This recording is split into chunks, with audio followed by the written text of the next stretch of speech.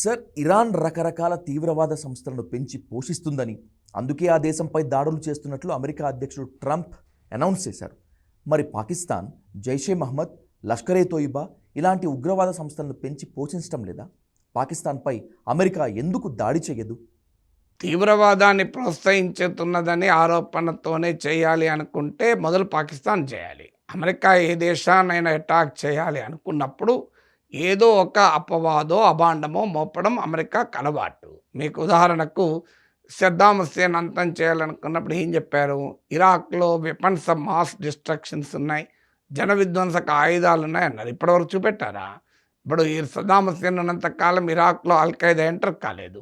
సద్దాం హుస్సేన్ అంతం కావడంతోనే అల్ఖైదా కన్నా ప్రమాదకరమైన ఐసిస్ పుట్టింది. పాకిస్తాన్లో ఒసామా బిన్ లాడెన్ 5 ఏళ్ళు ఆశ్రయం పొందాడు. ఇంతకన్నా ప్రూఫ్ ఏం కావాలి?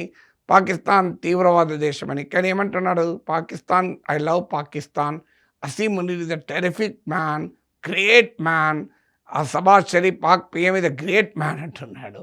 సో మరి ఒసామా బిన్ లాడెన్కు ఆశ్రయం ఇచ్చిన దేశం గ్రేట్ కంట్రీ ఎట్లవుతుంది? దాని లీడర్స్ గ్రేట్ లీడర్స్ ఎట్లయితారు? జైషే మహమ్మద్, లష్కర్ ఈ తోయిబా లాంటి తీవ్రవాద అంటే పోనీ అమెరికాకు ప్రమాదం కాదు, వారు ఇండియాకు ప్రమాదం కనుక అమెరికా తన డబుల్ స్టాండర్డ్స్లో భాగంగా చేస్తుంది అనుకుందాం.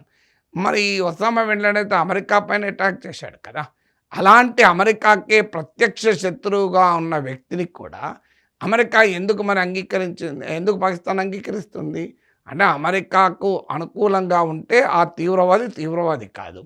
అమెరికాకు వ్యతిరేకంగా ఉన్న ఎవడైనా తీవ్రవాదే. సో అందువల్ల తీవ్రవాదమే కారణమైతే పాకిస్తాన్ అటాక్ చేయాలి. ఇక అది ఇస్లామిక్ నిరంకుశ ప్రభుత్వం కనుక నేను అంతం చేస్తా అంటాడు. సౌదీ అరేబియాలో ఉన్నది డెమోక్రటిక్ సెక్యులర్ గవర్నమెంటా? యునైటెడ్ అరబ్ ఎమిరేట్స్లో ఉన్నది డెమోక్రటిక్ సెక్యులర్ గవర్నమెంటా? పాకిస్తాన్లో ఉన్నది డెమోక్రటిక్ సెక్యులర్ గవర్నమెంటా? అసీమ్ మునీర్లు, మహమ్మద్ యూనస్లు ఇస్లామిక్ నియంత్రణ కారా?